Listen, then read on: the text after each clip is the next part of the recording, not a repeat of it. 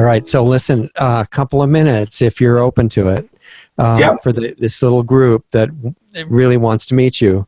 And I think, if we have to pick something to just initiate the discussion. Right here, buddy. Right here. You read that? Hold still. Farmers over pharmacies. Thank you. Yeah.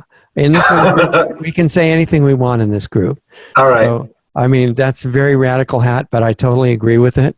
And well, I was a certified paramedic for 17 years, and I taught paramedic medicine for the health department for 10 of those years, or off and on for 10 years. And I always responded on these paramedic calls, go to be the hero and help people save lives, right?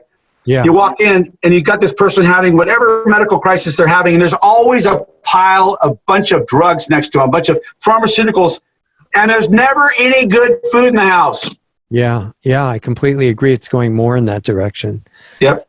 So it's just really gets down to the basics, and we've been taught that modern science that is way above the heads of ordinary people is what's going to save everybody.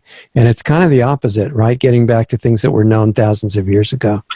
Well, UC Davis, I have a love affair with the UC Davis professors up there, the PhD researchers, and they love me too. It's this great back and forth relationship with the most modern, advanced, and they're all lactation specialists. They're all breastfeeding people. And they're all into what's in the milk genome that makes it so fantastic that kids thrive in this extremely depressed immune system state, but then they do so well because of raw milk from breast milk. Yeah. And I was just contacted this morning to do a joint scientific investigation of doing something called immune milk. Now, I've known for years if you take a pathogen and you inject the cow with the pathogen 4 weeks before she gives birth to a calf, the colostrum she creates when she gives birth to the calf has antibodies to whatever you gave the cow. So let's say you go out and get yourself a little coronavirus pathogen and you inject the cow. In 3 or 4 weeks now, you've got an antibody-rich colostrum which addresses that particular pathogen on the head. Now that is assuming that the cow is cared for correctly, right?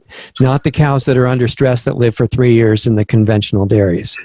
Well, I think most any cow will do this because that's kind of a biological function that a cow will do. A goat will do it. A sheep will do it. Any mammal will do it because they create antibodies in their milk at the time of birth that addresses whatever threats they've had during the time they've been the baby's been growing in their gut, right, or in their uterus. But you're not arguing in favor of vaccination for people, right? No, I do. I think that vaccination is really one of those really overbought things, right? There may have been a place for it at some point. Maybe there is, maybe there isn't. But I'm telling you, the best vaccination is feeding your mouth so your gut is well, and you have the immune system that adapts to whatever threats that come. What about people that already have metal deposited in their brain cells? From vaccines primarily, but other things too. And it results in not being able to function, with the brain activity and neurological things, and they call some of it autism. Well, yeah, there's a lot of detox protocols, but I think that the name of the game is prevention to begin with. Yeah, definitely. And beware of hospitals, I would think. Hospital is the last place in the world you want to go right now. In fact, the doctors have been saying forever and ever, call the doctor, see the doctor, see the doctor. That's the mantra. See the doctor, see your doctor, see your doctor. Now they're saying, we don't want to see you. Don't even come near the hospital. You self-heal at home. You figure it out by yourself because we can't help you. You come to the hospital, you're certainly going to get sick. You're probably going to die because we're dying there too. Right. The go to the doctor, it stopped in tracks 2 weeks ago. It stopped dead in its tracks. They don't want to see you. They want you to recover at home. And thank God, 85% of the people that get COVID have mild or moderate symptoms and actually recover at home without problems. Yeah, well, the advice not to go to the doctor could actually save a lot of people, I would think. It's one of the number one killers is pharmaceutical treatment surgeries in America. It's one of the number one killers of Americans. The data is outrageous. I mean, I forget what it's hundreds of thousands of people a year die from surgical complications, antibiotic resistance, all kinds of problems that have been brought on by modern medicine. But I'll tell you, there's a place for modern medicine. There's a place for drugs, but it's a very small, narrow window. Yeah. I'd say it's a 10 to 15%. You've got to be 85% on the farmer side on the prevention through good nutrition side. And then whatever gets through, maybe you need to play rescue on the other side. But it's lopsided the other way right now, and it's insane. Yeah, some emergency trauma care, things like that. Yeah, gunshot wounds. Yeah, absolutely. Absolutely.